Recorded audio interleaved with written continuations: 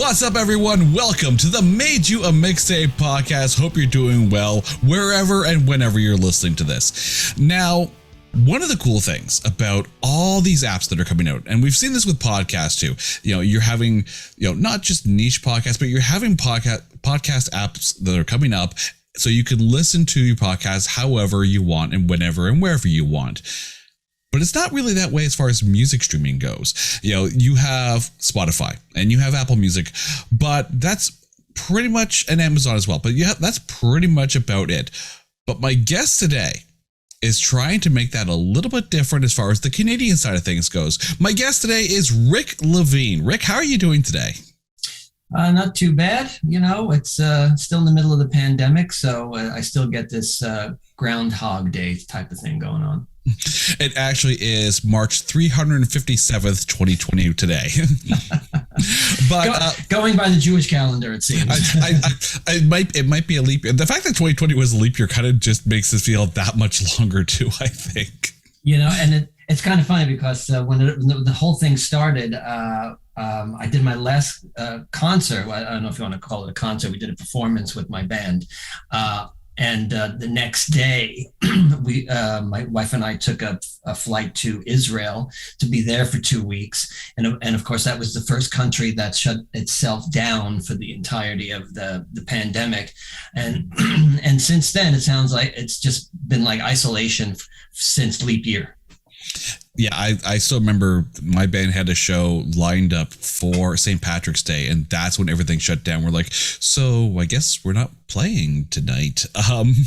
It was very, very surreal. And, I know bands are starting to kind of get back out there. So hopefully things hold off enough that live music can return once again to Ontario and Canada, kind of the way it was. But since we're talking Canadian music here, let's talk about Maplestream. Can you explain to us what Maplestream, at least the idea behind Maplestream is? On a basic level, it's a Canadian content only music streaming platform, right? So we want to highlight Canadian content, Canadian music on its own, not having to have anything to do with CanCon, which is more of the government's type of thing. But personally, since I've been up here in Canada and originally from the States, I came up here back in 1993. So I think, and I've been in Canada longer than I have been in the States. So I think that gives me some sort of right to speak about how great Canadian music is. And going back to 2005, when I went to Music West music conference out in Vancouver, and I was just blown away by the depth and the breadth of the music. At the time, I was working for a music publisher in Toronto, which is still around, called Casablanca Music. Sent me out there. I was working for them kind of independently, and I was like, wow, and I was meeting people that I had met in Toronto, and then saw some of them out in Vancouver. It was just a mind-blowing experience for me, and I thought to myself at that time, if there's any way that I could do something about that, to expose more Canadian music, I was going to do everything that I can. In the intercedent times, I had, back in 2006, between 2005 and 2007, I was working on a Canadian catalog of music that I wanted to sync license into movies and television and other types of film and media. So that worked out good for a while until people from LA started coming up to places like Winnipeg saying, hey, would you like to have some exposure with your music? And they said, sure, why not? And how much are you going to pay us? And we're like, oh, we're not going to pay you, but we're going to expose your music. So that always stuck in my craw, in that the how readily people were willing to say, "Yeah, we'll give you exposure, but we're giving you nothing else." And of course, in Canada, we know that if you have too much exposure, you get frostbite. I think every musician listening to this right now is like, has a handful of exposure dollars. They're like, oh, I feel this pain so much. One of the things you mentioned, though, in talking about this was CanCon rules. And for anyone who is listening to us outside of Canada, can you explain, the CRTC and what CanCon rules are meant to be? They're meant to be, or historically, it was very difficult to get Canadian-based music onto radio, especially. And I'll go down to the example of Windsor.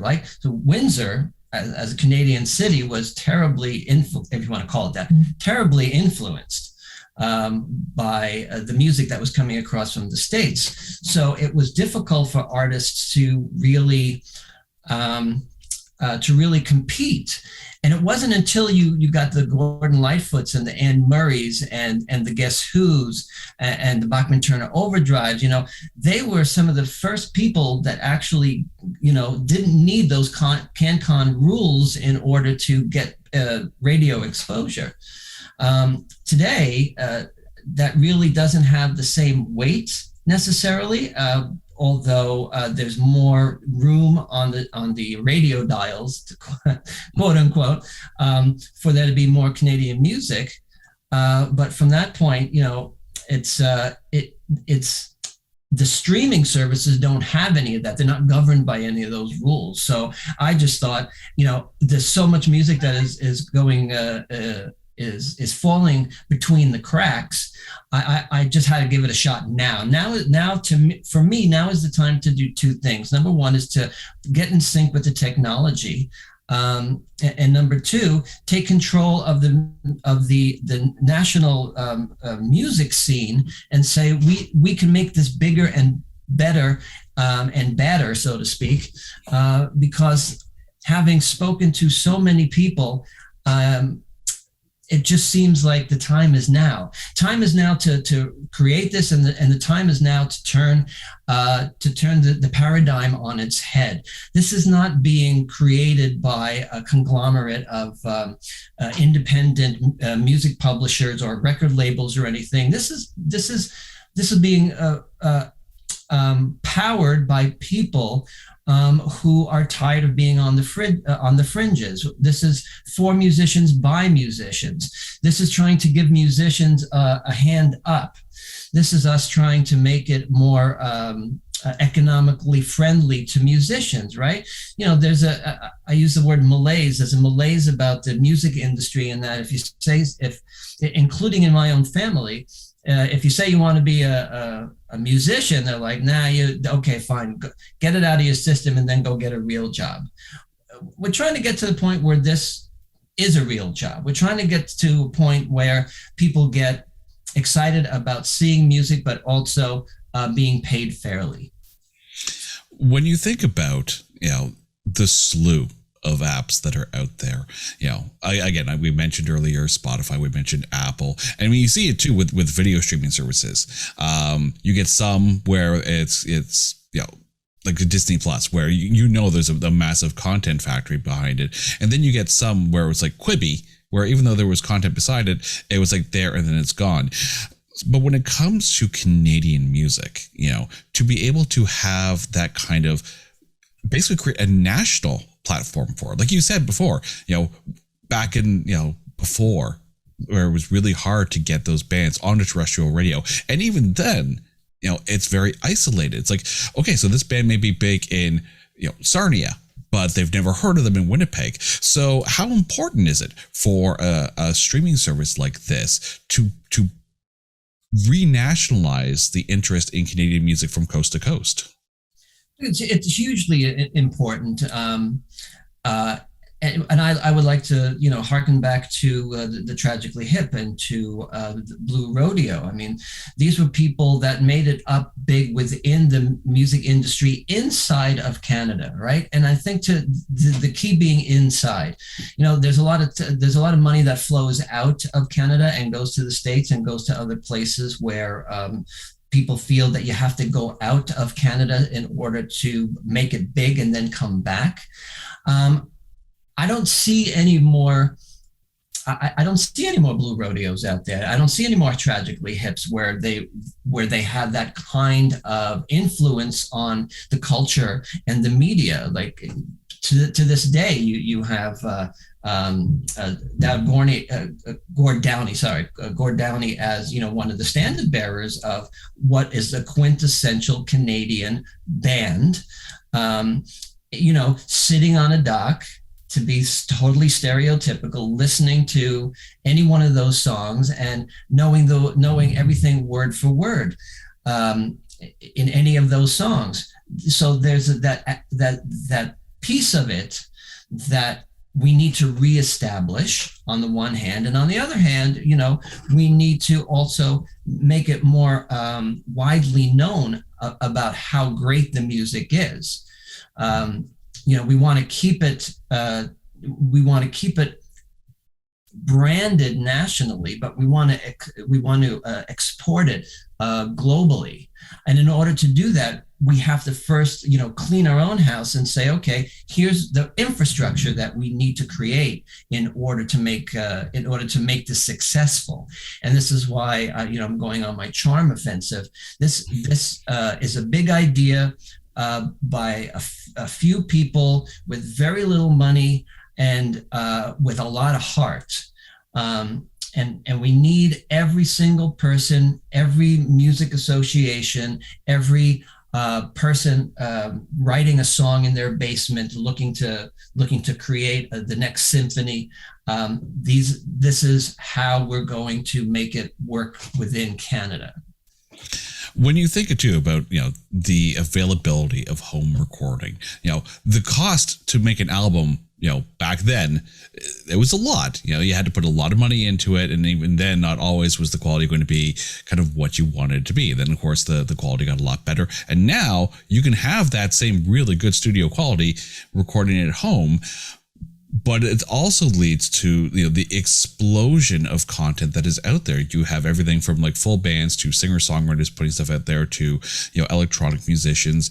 So how much of that, there's a deluge of content out there. So for something like this to be able to now showcase that, how important is that for the people who are finding it hard to hear those voices heard? Nobody has ever said to anybody, hey, there's not enough music in the world, or that there's too much music in the world.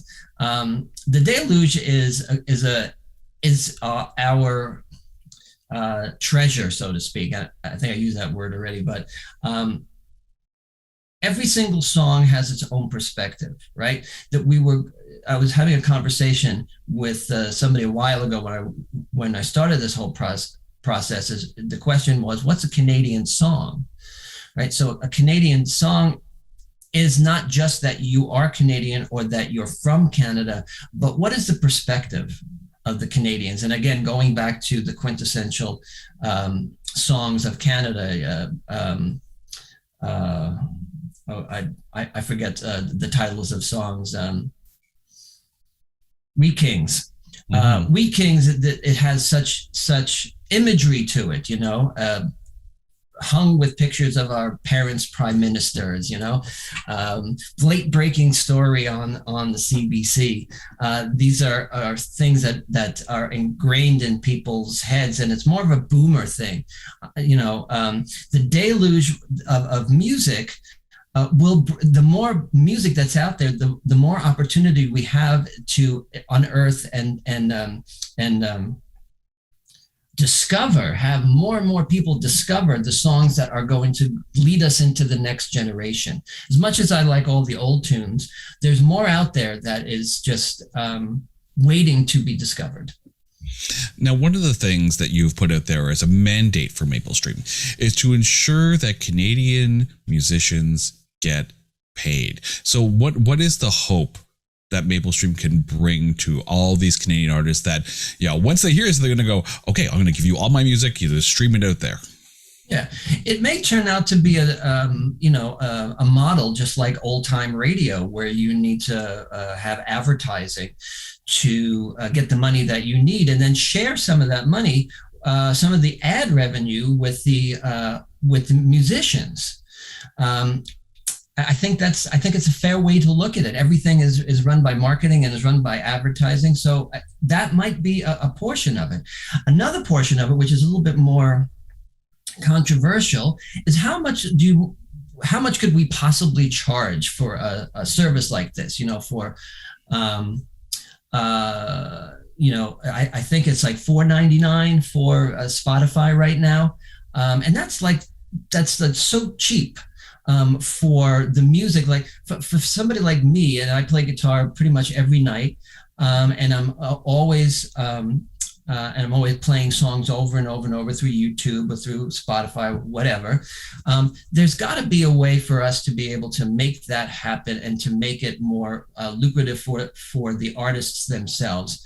And at the same time, we also have to, flip the model on its head and say, okay, instead of the labels and the publishers and everybody gets the most of the money, we want most of the money to go back to the creators. We need the creators to be the people leading this renaissance, and if it is a renaissance, but it's really having people, and to be very blunt about it, people have to pony up the dough. If you love music, you need to pay for it. And that's just the bottom line about it. And I don't mean that in a pejorative.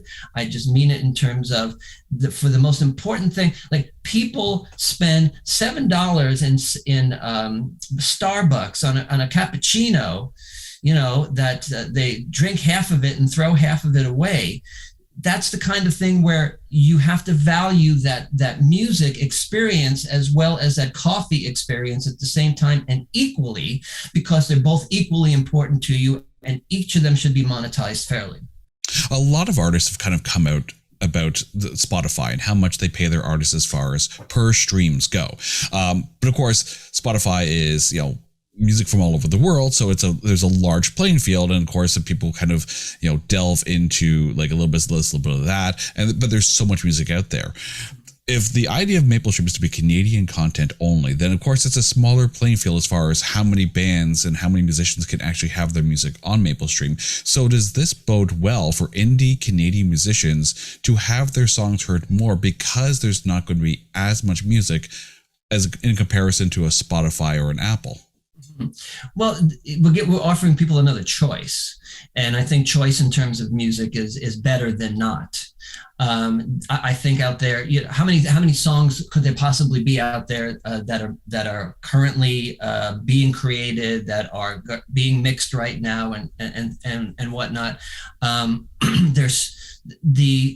I think there's just a dearth of music, a glut of music out there, and there's no way for people to be able to get it on a widespread basis, unless, let's say, they're going into little clubs and playing to groups of 10 to 15 people, and maybe you're getting $10 per ticket or whatnot. No, I think that the country needs it, because it will bring the industry together, and if not the industry, and I really don't focus on the industry, because the industry is part of what the problem is, but the fact that if artists from the Yukon, from Victoria, from PEI, have the ability to be almost like a network where everybody can hear similar things all across the country. And I want people to look at this platform and say, I think I could get my songs on this. And just to give you an idea, what does it take to get a song on Maplestream. It's really more about the production values of it, right? You can't send us a demo or anything like that, but you can definitely get near mastered quality types of songs on there, and also some really kicking live performances, right? So we want that whole the entirety of the music experience, right? Not just listening to a song. We want you to create the songs. We will eventually be coming up with contests for the next big Canadian song. We want there to be excitement about it. We want the Canadian and we meaning me and the people that I work with, we want people to really be excited about something new and ambitious and cutting edge on technology. And nobody is talking about it in these terms. Everybody is still in the mind frame of the artist gets the least amount of money. And let me go back to the fractions of a penny, right? So most you could Google this and find a royalty calculator. Basically, it takes 250 streams on Spotify to earn $1.09 in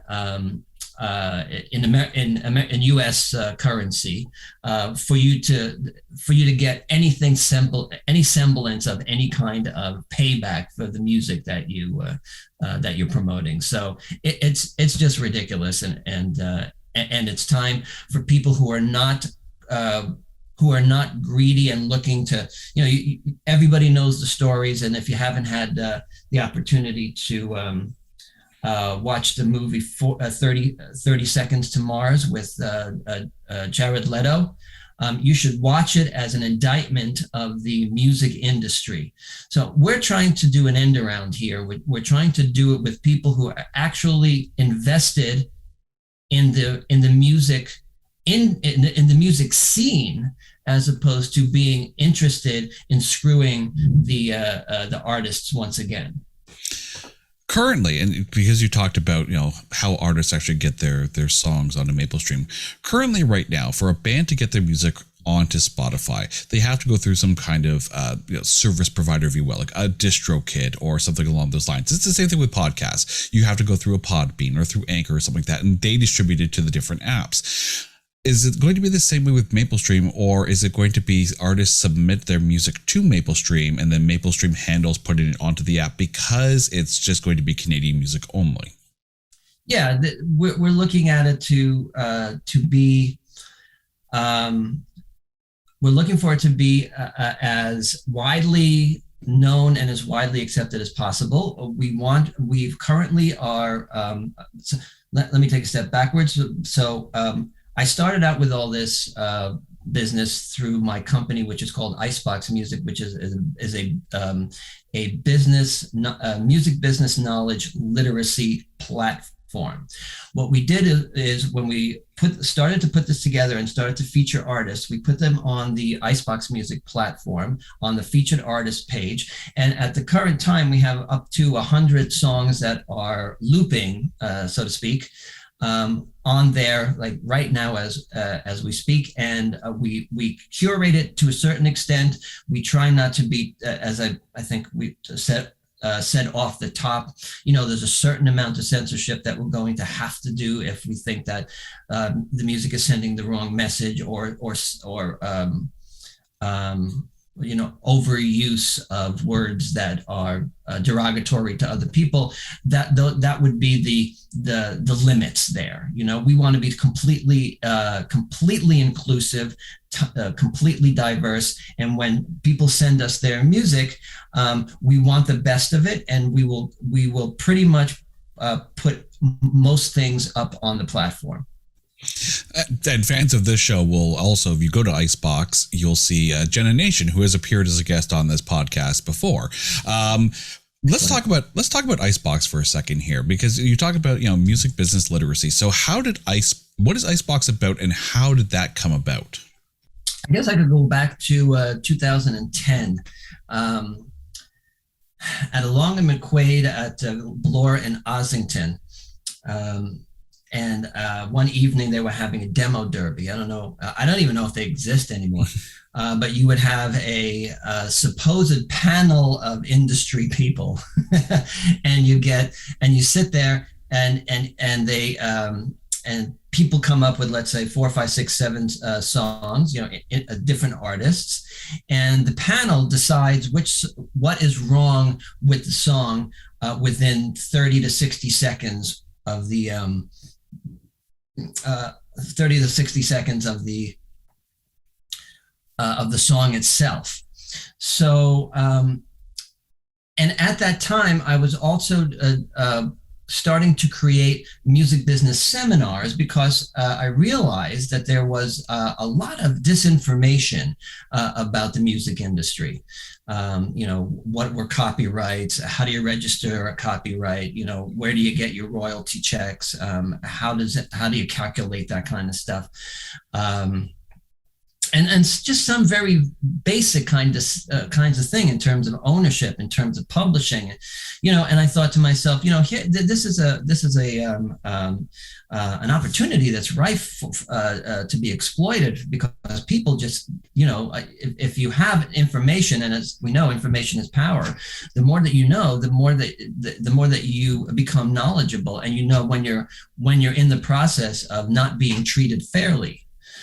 So I started doing that independently, and then at a Canadian Music Week, I was talking to somebody who turned out to be a professor at Durham College, and we were talking, and he said, and I was telling him what I was doing with my seminars, and he said, "Well, do you think you could take the seminars and put them into a course?" Of a 12, 14-week course. And I said, yeah, it didn't seem like a terrible idea. So I did that for a year, and then the commute back and forth, I wasn't really getting happy about that. And so I decided to go to Trebas, that I knew the Trebas Institute, which is still around and still doing well. And it just kind of morphed into that, and I've been doing courses there for about 10 years. So it was all because I thought to myself, with the music that I was creating and the business aspects of it, I knew I needed to learn more, and if I needed to learn more, I knew others needed more information as well. When you think about it's tough when you're an indie musician. It's tough to kind of get that music out there. It's tough to navigate, because you jump in, it's like, okay, I got a guitar, I got 6 strings and the truth, I'm ready to to put my message out there into the world. But it is hard, especially when you're trying to get your music heard. When it comes to Maplestream and you think about Canadian content, how much is this going to level the playing field for the indie artist, as opposed to just all right, it's all Canadian, so here's the latest from Nickelback? Well, yeah. I mean, to a certain extent, we're not going strictly commercial, as the saying goes. We'll level out the playing field, because you, at the very least, you'll be with a group of people that are sharing the same experience with their music, right? So, hey, there's great content there to write songs about. I think anytime that you put more music on that people are having difficulty finding, and then have a platform like this, it does level the playing field, and I'm not looking for, not that we wouldn't accept it, but I'm not necessarily looking for the Nickelbacks. I'm looking for the unpublished, the unwashed, the unshaven, that whole huddled masses thing, where it's important for there to be a massive group of people that are sharing the same experience. So I could imagine myself as somebody on Victoria Island is having problems getting their music out beyond their community. What the internet has been able to do is to just make everything smaller. I mean, you could be talking. actually, just before this, I was having another conversation with somebody, two people from the Songwriters Association of Canada, and one of them was in Kiev, in the Ukraine. So, there's no more boundaries. Everybody should be able to share the music equally and be exposed. I mean, one of the absolute goals of the whole process is to bring audiences. It's not just for you to push your music out. It's for us to be able to bring the audience to you. And those are two very different things. You mentioned earlier about, how Maplestream is going to be able to help showcase more artists and be able to kind of get out there. Is there a plan right now for Maplestream to use current, for lack of a better term, broadcasting methods, create some kind of, radio show that can be syndicated out to terrestrial or internet-based radio stations, to be able to get out there and, feature, say, music videos. So something that, we think about how important Much Music was, when they showed music. All of a sudden you had those bands from the Maritimes being played alongside bands, off of, Vancouver Island, on the same station and creating that national platform. So what are Maplestream's plans in order to be able to showcase them beyond the app? Well, honestly, we're not at the point where we can say that we're going to do anything different, right? Because with our focus on the fundraising aspect of it, we need to be able to have the resources to be able to put those things together. So when we started putting the technology to it, putting things in the cloud, making the back end work, looking for the functionality that every other streaming platform has to have in order to survive, and there are certain models that are different, like a Pandora, which is non-interactive. We want it to be fully interactive, and we want it to be at the same on the same par as everybody else. Now, when it comes to widening that, this is where we are interested in looking for collaborators. The more people that we have and the more ideas that we have, and the way that I started this whole process with myself, two alumni from the Trebas Institute that were part of the classes that I taught. I'm losing my train of thought, so you'll have to stick with me here. That's okay. So what we're trying to do first is get this, is solidify what we need in terms of having a rare and ready to go process, and then we will start with the innovation, because the innovation, even in terms of the some of the animation and some of the functionality and some of what it looks like and how it actually looks different. We put some great knowledge into the process of making it look different than anything else. Because you go on Spotify right now, it's just a jumble of things. We want it to look a little bit cleaner. We want it to look a little bit more organized, and then also have a better way to be able to organize your music as well. So from that point of view, if I were to answer your question, I'm saying it's on the list. As far as other things that are, possibly on the list, when you think about, as far as, for lack of a better term, Canadian content, aside from music, is there a plan down the road for Maplestream to include things like podcasts, like Canadian stand-up comedians, doing full sets, Canadian authors having audiobooks read? Is there a plan to expand to that, or is this going to be solely music based? Depends on what the audience wants. In the marketplace of ideas, that shakes out in ways that are sometimes surprising. I'm a very big fan of comedy and stand-up comedy, and my father, who is no longer with us, he was a comedian in the Catskills up in the Borscht Belt, And I would love to be able to include that. Can we do something with another stream, let's say, where we could have a music stream and then we can have a comedy stream? There was a radio station out of Toronto that tried comedy for a while. It didn't necessarily work out. So it's the kind of thing where there has to be a groundswell. So I'm not negative to any of these types of ideas. I think with Spotify having podcasts, it's just a matter of people who would want another outlet to listen to if there is something to be heard. You mentioned the development, and right now Maplestream is in the middle of a crowdfunding campaign. So can you tell us how far along you are as far as the app development goes, and how people can kind of get involved in helping get this off the ground?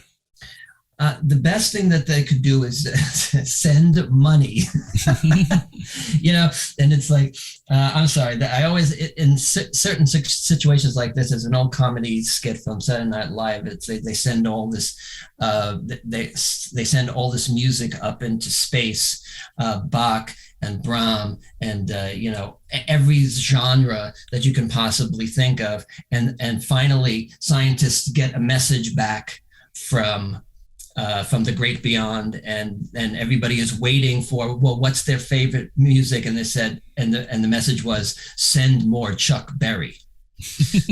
So we need more Chuck Berry. We need more. Look on its basic level, it's all about the money. It's always been all about the money, and money talks, right? It's only if people. There's two things that have to happen. People have to be open to this idea to begin with, and they have to be exposed to it. Number one. Number two, you got to support it with money. You got to put in. We have levels of support from $25 all the way up to $1,000 that you could donate. People vote with their feet. Whether they come into a place, whether they leave a place, it's up to the marketplace to determine it. I could force feed it all I want. I can go to people that I'm familiar with, venture capitalists who are starting to catch wind of this, media that is starting to develop a following for the messaging that we're putting out. But the best way for people to be able to do this is to go to the crowdfunding campaign and donate money. Is there a possibility of reaching out to the government? Because it is designed to highlight Canadian content. It is designed to, basically expand the voice of the Canadian musician. Is this something where the government should be, taking a look at, some of their funds or some of their grants that they can put into this? I don't want to be disparaging of the country or the government or its government, but it's a bureaucracy. And the bureaucracy dictates that there's a lot of rules and regulations that need to be adhered to in order to be considered for something like this. And at the same time, there's a lack of timeliness that the process has been known to, circuitously and in a cumbersome fashion to move things forward. The one thing that I use as an example, when we were going to one of the funding organizations and they said to us, in order to get a grant, you need to have gotten a grant. Circular logic. Exactly. It's what exactly, Madam Sir, does that mean? So when you're met with that kind of bureaucracy, again, it's very frustrating. It only gets more frustrating, and especially because of the technology and the different aspects that Factor focuses on. And by the way, I've been a Factor jurist since 2015, so I'm pretty well versed in that process. What we need to have happen is find a way to integrate it. See, we could put the information in and we could put the applications in, but it will take 3 to 4 months to figure out whether or not we're eligible for anything. We can't wait. Like if I had somebody who would come up with $100,000 right now, we could probably have everything up and running within a couple of weeks. Okay, so maybe I'm underestimating it, but I think you know what I mean. It wouldn't take that long, but to have to wait, it's like agonizing.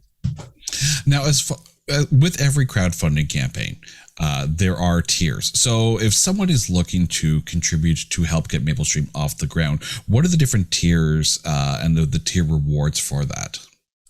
I'm going to be honest enough to say to you that our tiers are not as diverse as they should be. They're basically within the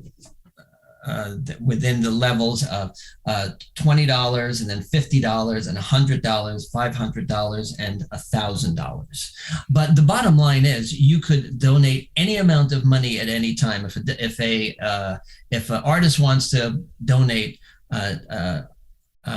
$10 to the cause, I believe that $10 is more important as a gesture of support, than anything else that anybody can bring to me. And I have in the past worked within the philanthropic industry. Sometimes people who have millions of dollars and they just kind of send $1 million here and send $1 million there, and all in support of charity. But you got to look at the individual donor, and how important is that 18 or 10 or 18 or $25 worth of commitment? How agonizing is that for them? Do they have that kind of money? Do they belong? Should they be making that donation at all? Because maybe they need to buy food with it or something like that. So you also have to be very cognizant of the people who are making those donations and be very grateful for it, right? They could be spending their money on anything. If they choose to spend their money on us or to spend money on a subscription to a streaming service, that's a vote. That's a vote for what they believe is important to them. So if you had to sum up Maplestream in like a sentence or two to get across, the benefit of what this will be for the Canadian artists, how would you do that? It's Canada's music streaming service. That's it. Canada's. And that says a lot. There used to be this delineation of music back in the late 50s, early 60s, and all of the what do you call it? The British invasion. And at one point it was like the Beatles versus the Beach Boys, right? During their most creative periods. But it was identified by UK and US. And I think the identification as a Canadian streaming platform, a Canadian only streaming platform, is important because people say, as I mentioned a little bit earlier, it's not unusual for Canadians to leave Canada to go to the States and then get their success and then come back to Canada. Why is it the case that you can't get big in Canada? And I think it's all about the support or the lack of support that is necessary, and to have this kind of initiative to have a possible wide reverberation or resonance that would be beneficial to, again, every person who is looking to have their music exposed. You're listening to the Made You Mixtape podcast. Our host today, Rick Levine from Maplestream and Icebox Music. We're going to step away for a couple of seconds here, but we're going to come back and learn a little bit more about Rick right after this. Thank you. Hey folks, I'm Lexi Henning, founder and host of the Ozymandias Project and our podcast, Ancient Office Hours. As an Asian American woman in classics, I thought it was important to create a space for female voices and classicists of color to talk about their research, projects, and hear their thoughts on classical reception. In fall 2020, my team and I launched our podcast, which has since grown into a business that now produces archaeogaming videos and lesson plans for educators, creates custom tabletop RPG games, and provides coaching and consulting services. On our show, I speak with thought leaders from academia and the entertainment industry. We have thoughtful discussions focused on exploring the ancient world through the lens of contemporary storytelling and examine the practical applicability of a degree in ancient studies in modern society. Guests discuss how they got involved in their field, myths that influenced them, funding the humanities, and how to increase the accessibility of the ancient disciplines. We've had a number of notable guests on our show from the academic world, gaming industry, and media, from Dr. Kara Cooney to Janet Varney. We also have an exciting lineup of upcoming guests, including Natalie Haynes, Liv Albert, Megan Lewis, and many more. If you like the podcast, our archaeogaming videos, or general content, please consider subscribing to our Patreon account. We love creating ancient world content, and our first merchandise items are available for purchase. We'd be so grateful for the support, and we have some exciting Patreon exclusive content coming soon.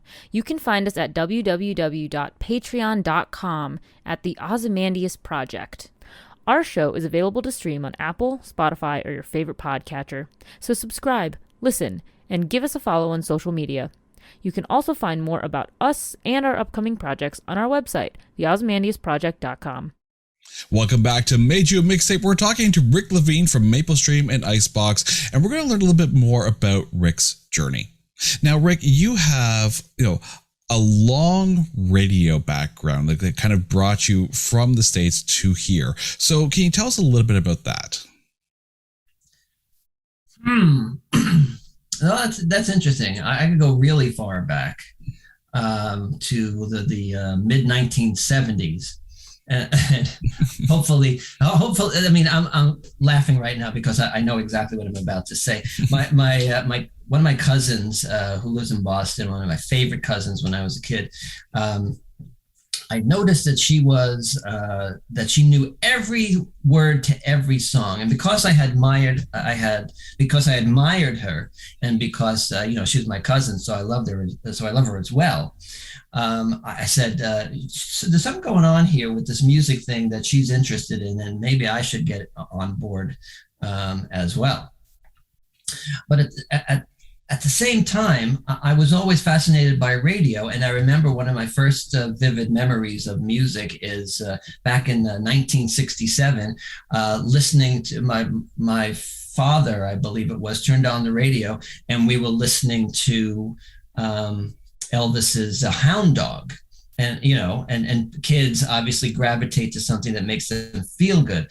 I remember in my room when I must have been about let's say 4, 5, 6 years old, I had a mobile of the Beatles' Yellow Submarine characters that was hanging from my ceiling. My father took guitar lessons from a teacher, and at the time, my parents and I were interested in television shows like Hee Haw with Minnie Pearl and Roy Clark and Buck Owens, and maybe people might not know who these guys were, and you could look them all up on YouTube. He would take the guitar teacher would get next to the television with his guitar and play along with the artists, and that was like mesmerizing at that point. So music has always been a part of my life. My mother was always into it. My father didn't necessarily continue his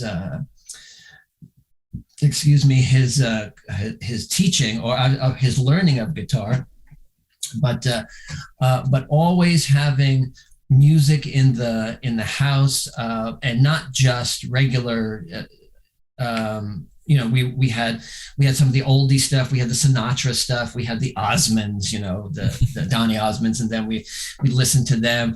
Billy Joel, all the Beatles stuff, Elton John, and it always seemed like there was some kind of music going on within the house.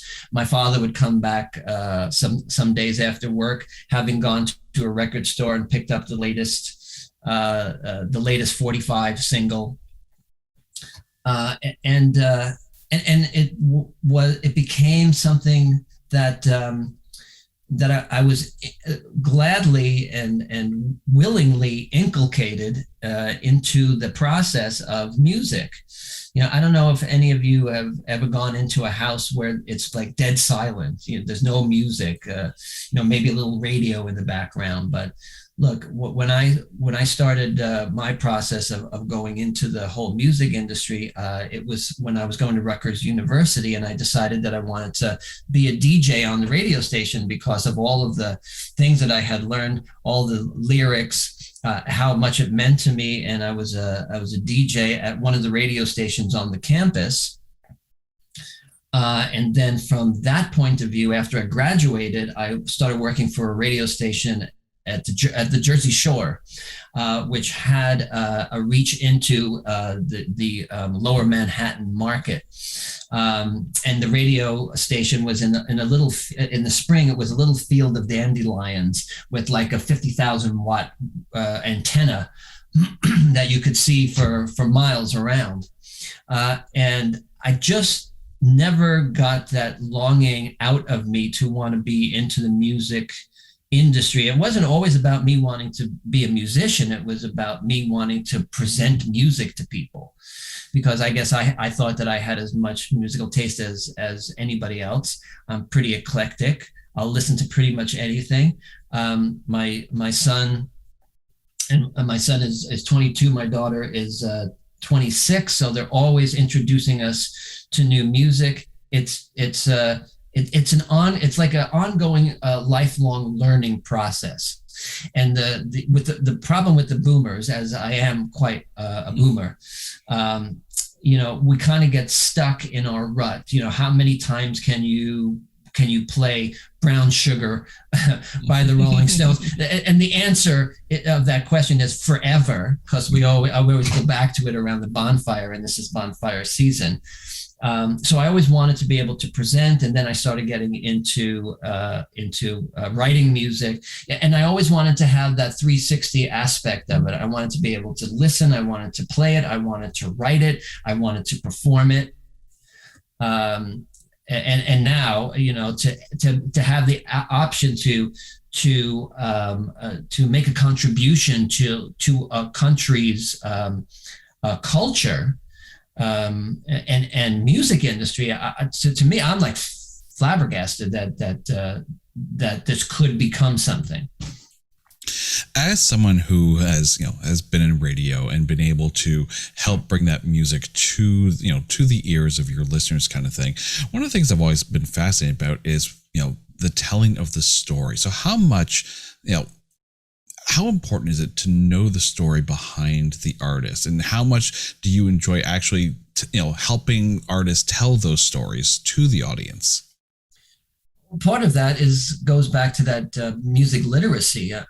It's so important for people to understand their industry, right? So if you were going to be a doctor, you would immerse yourself into, everything that you needed to know about being a doctor. If you wanted to go into a business, if you wanted to establish a company, if you wanted to make cars, if you would just immerse yourself and know as much as you can about that industry.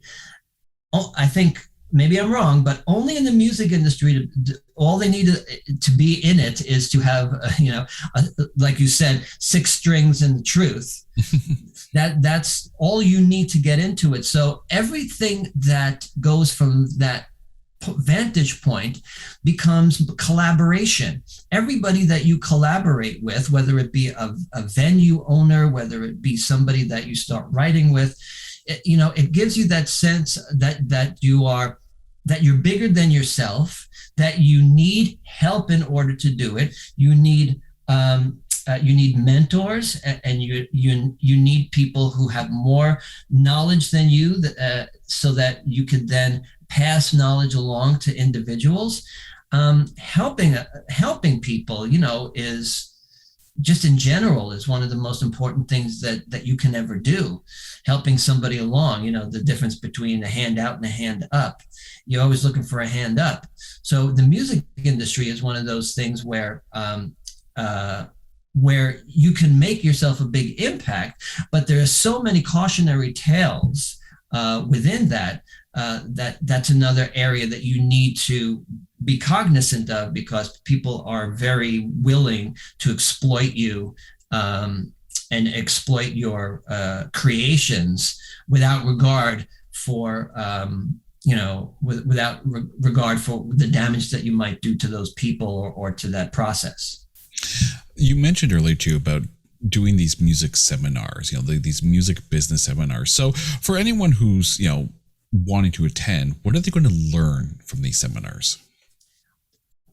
Like anything that they want to learn, because I'm teaching in the Trebas Institute, where I do a course on copyright, it's music publishing and copyright law. It's more structured. And it goes through a line from intellectual property, what that is, registering copyrights, going into publishing. So there's portions of it that that involve that. And I'm sorry, I forgot the second part of the question. As far as people who when you go to these seminars, what's the general focus of those? Okay, so when we go to the seminars, we can really, it gives me the opportunity to go wide on a lot of the information that I give out. So we could be looking at cross collateralization. We could be looking at 360 deals. I could teach people about when you assign your copyright reversion, sideman clauses, just this little niggly kind of thing, pieces of information, contracts, not only signing contracts, but actually reading contracts. What do they mean? So for instance, if you are out there and you're looking to get something, get a deal with somebody, and if you see the words in any part of any contract that says in perpetuity, I tell everybody that I know, just run away. Don't even stop and think. Just get out of there, right? It's like, in there was a contract that I was reading a few months ago that said, that it's in perpetuity, even if the business closes. I'm like, what are you talking about? And I teach people very, very simply. There are no rules to the music industry. The music industry is one of the only businesses where it's a wild west. It's always been a wild west. And again, I teach this because of the unscrupulousness of people, because of people's zeal to want to be in the music industry, of that old adage, sell your soul sell your soul for rock and roll, and that has been ingrained into the culture. So people are looking for that experience, and I'm trying to give them some solid warning signals to look at, some resources when people come to me and say, look, I'm looking for a manager. Can you help me find somebody? And I'll find them some information, and then I will, after the fact, send them articles on what a manager should be doing. How do you proceed with finding somebody? What other responsibilities that they should be taking? So it's a lot. It's a lot of information that people are really flabbergasted when they say, "Oh, I didn't know that." Well, this is your first positive step. When you think, obviously, there's a lot of craziness when you're dealing with major labels, but do you see a lot of that with some of the smaller labels, or are the smaller labels kind of a safer avenue for musicians, for those first kind of deals? Yeah, I think it's safer because everybody is in it for a different reason.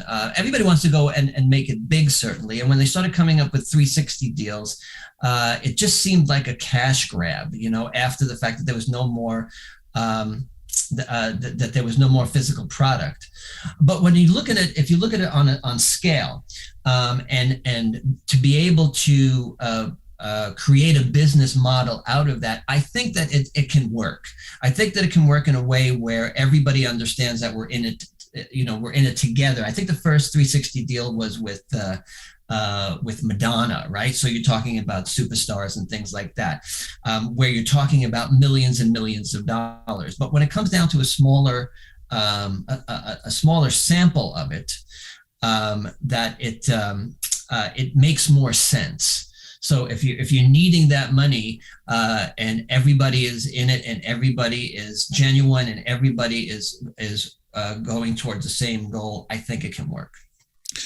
When you think about the decline in CD sales, the fact that physical media, is becoming a thing of the past. I mean, you have cars that are made right now with no CD players, right? So since physical media is slowly becoming, or very rapidly becoming, a thing of the past, you're seeing artists that are kind of taking their own distribution and their own management, if you will, into their own hands. So how much can a seminar like yours help those that are basically, ready to take it on all by themselves and kind of skip the middleman?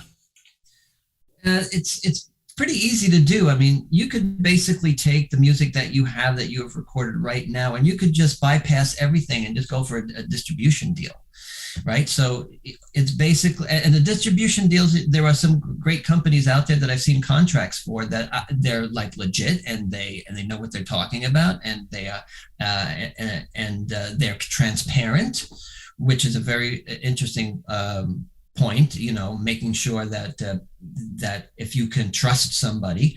But I think it's totally, it's absolutely and totally doable. So again, you still need to collaborate with people. You still need to find people that you want to work with, and anything in this industry where you're relying on managers and agents and things like that. Some of the most crooked people have been agents and managers stealing money. Great song came out of it from the Grateful Dead, called "He's Gone." It took me a while to actually delve into the lyrics of it, but basically it was the uncle of one of the members of the band, like squirreled away millions of dollars and then left with all the money. And the song is he's gone and nothing's going to bring him back. He'll steal your face right off of your head. So you have to surround yourself with people who you trust, who have your back, and who are, basically and metaphorically take a bullet for you. When it comes to the indie artist, you mentioned yourself earlier that it's hard. It is hard for bands and musicians to get their songs heard on the radio. And what you're seeing a lot now is internet radio stations, from all over the world, kind of almost taking up the banner and showcasing almost exclusively indie talent. And you've had the ability to actually, you had the Virtually Canadian internet radio show. You've had the Inside the Icebox podcast. So you've kind of seen everything from the terrestrial to internet radio as well. So how has that, the invention of internet radio helped the indie artist? Mm-hmm. Everybody out there can have their own audience, and and as a corollary, there is an audience for everything. So to have those outlets, to have those channels, I think is more democratizing than anything else. You can go on Twitch and Discord and have your own channel that way and be able to communicate. I think, not getting political about this, I think the more information out there on the internet is positive. We want to kind of limit the attention to the disinformation. But when it comes to music, if you have the great If you have access to great audiences and to great music that you think should be put together, I think internet radio, community radio, satellite radio. I think it's all a game, and I think anything that is created for this purpose will probably be positive for some group of people on some genre of music. I mean, look at EDM. EDM came up almost out of nowhere a few years ago, let's say going back to 2017, 2016. It really just evolved on its own and then exploded. So that's a great example of how a small community of people with a burgeoning desire to make an impact. It's now like more than $1 billion industry. So you never know what's going to be the next thing to explode onto the scene. Now, throughout this show, we have talked about what you're doing behind the scenes in order to bring out, or enhance the Canadian musical voice. But you yourself are also a Canadian musical voice, yourself. So let's talk about the fridge magnets. Okay, let's do that. Let's talk about about the music, the original music that you have created. Well, it's kind of silly. I should have anticipated that question, but I don't think like that. So my music, my music is born of all of my experiences. Like the refrigerator song. Have you taken a look at the refrigerator song? I haven't listened to that one, but I do know there are a couple of albums out there, and I listened to a few of the tracks before we sat down and recorded today. So yeah. So after this, go to the refrigerator song, because it's one of those songs born out of experience where one day I was hungry, and I probably was in an altered state of mind, and I opened up the refrigerator. And I said to myself, "Oh, I'm in love with my refrigerator." And from that point of view, and it just like for anybody who's ever written a song, sometimes it takes a very long time. Sometimes it takes just a little time. I'm in love with my refrigerator. It's bound to happen sooner or later. Late at night when I look inside, it isn't very long till I open wide and shove the food in my mouth till I think I'll split, and then the few hours later I gotta take but that doesn't bother me one single bit, because there's more room for food that I could fit. It's my personal experience. It's how I was able to internalize that and then spit it out. There's a song out there that I call "Clap Your Hands," and then parenthetically "The Velvet Revolution," which was partly inspired by what was going on in the Velvet Revolution of Czechoslovakia at the time of the falling of the Berlin Wall and the opening of the borders.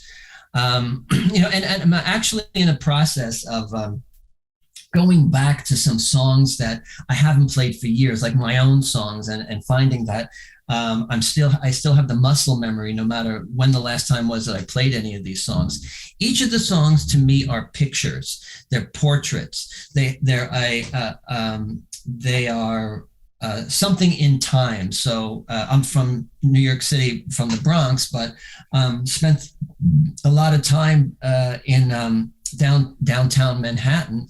So when 9/11 happened,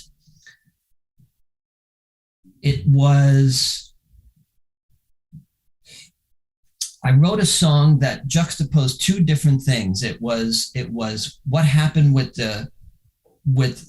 9/11, and then like less than a year later, a very dear cousin in my family died in a car crash. So I was juxtaposing those two horrific events in a song that I titled "Make It Go Away," because there was just so much stuff that was going on at the time. It was I could, and I remember, and you're bringing these memories back here for me, Jason. I was crying, literally sobbing as I was writing the song. I almost didn't want to finish the song because I knew what it was coming to. Writing is such a personal experience, and I sometimes meet people who say that they teach you how to write songs, and I think that's okay for the structure of a song.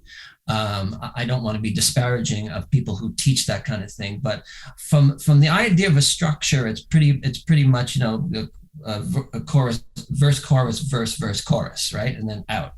But how you take that energy and that emotion from a moment and then put it into prose, and then put music behind it. Let's see. Keith Richards once said that he's just a vessel, right, for music. So in many ways, when I write songs, it's just like that. There's one song that I wrote that took me literally took me 16 years to finish, and it started back back at the falling of the Berlin Wall. You know, there's experiences that I have with my family, pictures that I remembered that I turned into songs. And at some point I stopped writing because, you know, a lot of stuff was going on in my life, and I didn't have the capacity to be able to do that kind of writing anymore, because there were some things that I wasn't able to break through on, you know, like in terms of mental wellness. So I literally stopped writing in 2008. But the last song that I wrote, I really enjoyed. It was called Words on Paper, because everything is just on paper. It doesn't make any difference. It's worth the paper that it's worth the paper that it's written on.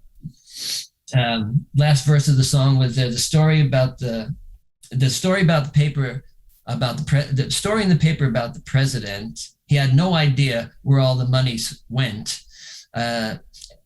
Someone fell asleep behind the wheel, letting everybody else take as much as they could steal. The only way he knew to save the nation is to sell our future to the corporations. Words on paper to me. So that was my parting shot at that point, and I wrote that just as Obama was taking over the presidency and understanding what a mess that the Bush administration had left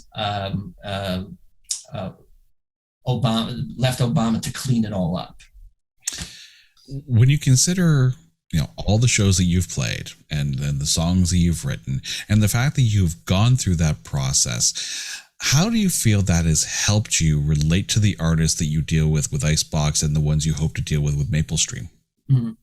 It's I feel a tremendous amount of empathy for anybody who chooses to go down this route. And with my son, he has a group called Bloom. It's all over Spotify, and he's making his way up towards the $1 million stream, or the 1 million stream mark for his own group. It's a hard slog. It's one of the hardest industries that you could possibly choose to be in. But music is just so important to people, and so vital, and so entrenched. I give kudos to everybody who goes down that route. It's not easy. There's not a lot of money. Obviously, at this point, we're trying to change that. But when it's kind of like if I meet another musician, it's like, you know, hey, good on you, man. Go out, get him, you know, make that $1 million, write that great song, make it happen, because you don't know where it's coming from. You look at a Billie Eilish. she came out of nowhere. Basically, she was just doing stuff with her brother in their basement or in their bedroom or wherever they were doing it. It's that hope. There's two hopes. The hopes that you write the next great song, and you hope that the next great song that you write touches somebody, and that becomes, the memory of a first kiss, or the first dance at your wedding, or the first time you got drunk with somebody to a song that you were singing.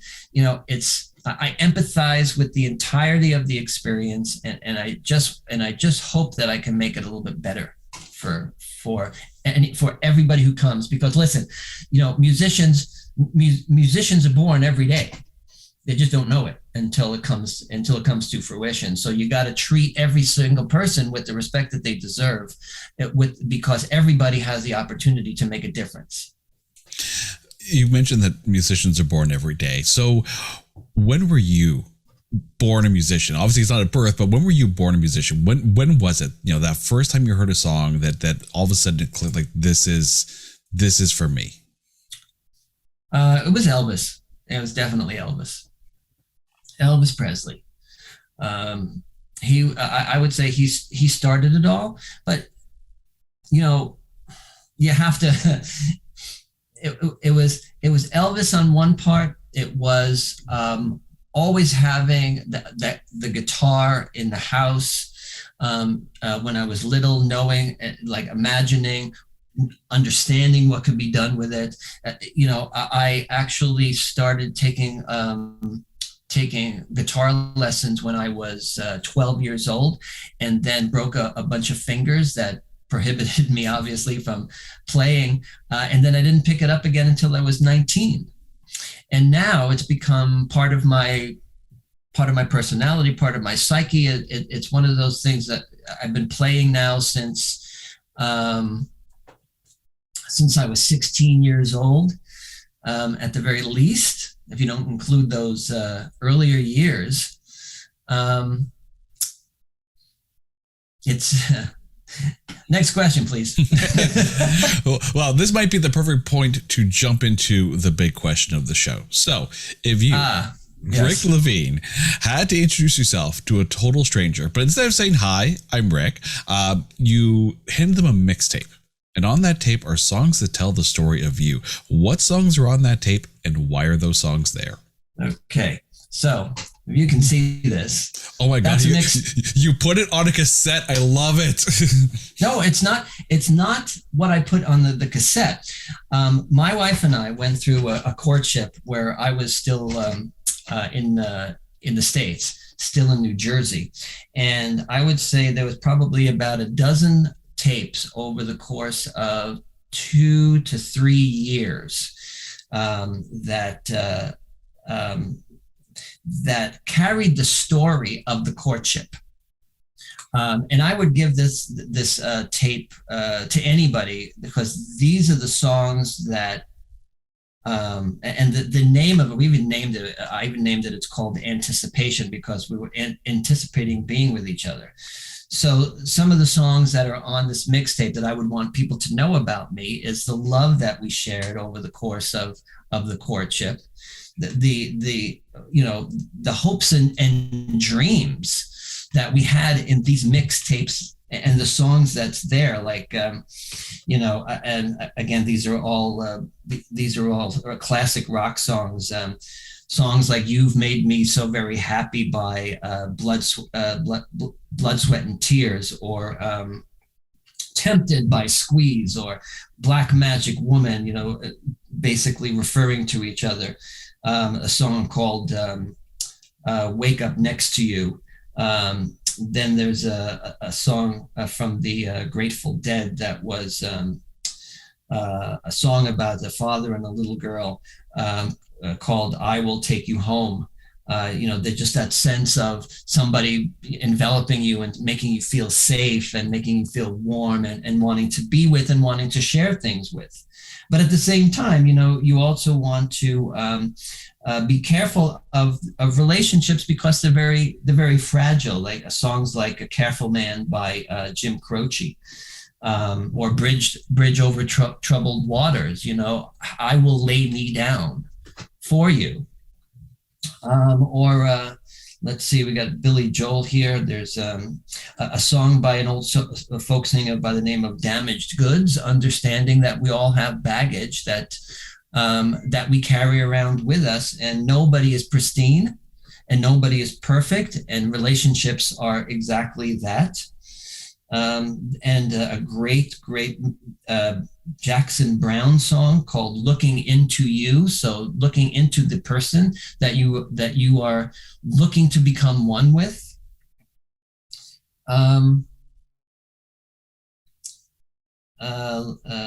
I don't want to get too cheesy here, but you know, then "When I'm 64" by the Beatles, who you know, you can imagine yourself. I mean, it's interesting to think that at 20, 25 years old, that you can imagine yourself at 64 and what that would look like and what you would have gone through and where you come out of and on the other end. But then again, it kind of ends with, let me see if it's ending with what I think it's ending with. You know, this whole liner notes and things I put together with this. So there's two songs that end this, which would be "Don't Stop Thinking About Tomorrow" by Fleetwood Mac. Of course, they're back in the limelight nowadays. And then the finality, and this dated 1999. The Sinead O'Connor song "Nothing Compares to You." So that's like a history of our relationship, and if there was anybody, if anybody wanted to know anything about me out of a mixtape, this is it. When you think about, you know, the actual act, you know, listeners today may not remember this, you know, the actual sitting down, you know, with that 2-deck ghetto blaster, or, you know, your vinyl wired into some tape deck kind of thing, and to you know, purposely from start to finish, because it was linear, you know, put that mixtape together. Is the mixtape better than a love letter? And are today's young couples missing that moment of, you know, someone giving someone else a mixtape of songs that tell their feelings? I lament the loss of the physical touch. So to actually give somebody and hand somebody a cassette, having wholeheartedly and lovingly crafted it. Now, I was at the point when I was making these things, I had cassettes, CDs, and vinyl. So I would be going back and forth between the platforms. And it would take a long time, and you would have to gather the information. And it's like a concept album in and of itself, right? Especially when you have that messaging inside of it. Now, you could do that, you could replicate that. And I actually, for my own purposes, I have been avoiding replicating them on Spotify, and I don't know why. And I know that I should, because I can't listen to it any other way. And actually, I went down, I've been listening to some older cassettes of mine, and like one of the most terrible things happened. I put in a cassette tape, closed the door, and now I can't get the door open. Oh God. Right. So that's just one thing. But you know what? With, you know, just picking, like clicking, click, click, click, click, click, it doesn't have the same. It's just not the same. You know, to do something like to create a playlist maybe it takes place over time, but you could do one in 20 minutes, if that, where this tape that I think it's a 90-minute tape. So you have, and I jammed every amount of every note that I possibly could have. I just don't think that, and there are people who are naming their playlists mixtapes. I understand that they're adopting it for their own purposes, but unless you can say, I spent the last 2.5 days putting this together for you, it's not the same. Young couples, if you ever want to impress a date, just give them a mixtape and a tape deck to actually play it on, because they probably don't have one. Rick, thank you so much for this. Where can we find information on Icebox and Maplestream, and where can we find you on social media? Okay, so you can go to iceboxmusic.ca. All right, so that'll bring you to the education platform. It will also bring you to the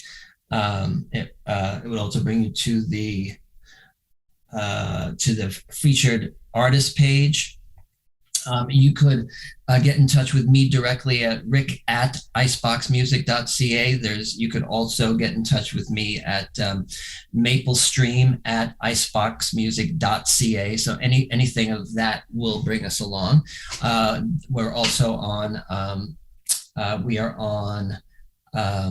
Facebook as well. We also have a Maplestream Instagram feed. We also have a Twitter feed. So we're pretty widespread in terms of where we can be found. And there's links to the crowdfunding campaign on those pages, correct? I'm hoping so. You know what? That's a good question. Yes, that pretty much everything goes back to it, but there's also links that I have individually that I can send out there for people if they're interested. And listen, people out there, please feel free to get in contact with me if you want to know more about what we're doing, how you can help, and any music that you want to send over. So Maplestream@icebox.com, you can send any songs that you have out to that email address. All right, Rick, thank you so much for this. And to my listeners, thank you for listening to this episode of the Made You a Mixtape podcast. If you're listening to us right now on any audio streaming service, you can actually watch this entire interview over on YouTube and see the physical cassette in real life. But if you're watching this over on YouTube, you can download on any audio streaming service, whether it be Spotify, Apple, Good Pods. You know what? If you have Good Pods, it's a great way to listen to your podcast. If you don't have Good Pods, download it now. It is phenomenal app for listening to podcasts. My name is Jason. This is Made You a Mixtape. We'll catch you next time. Take care.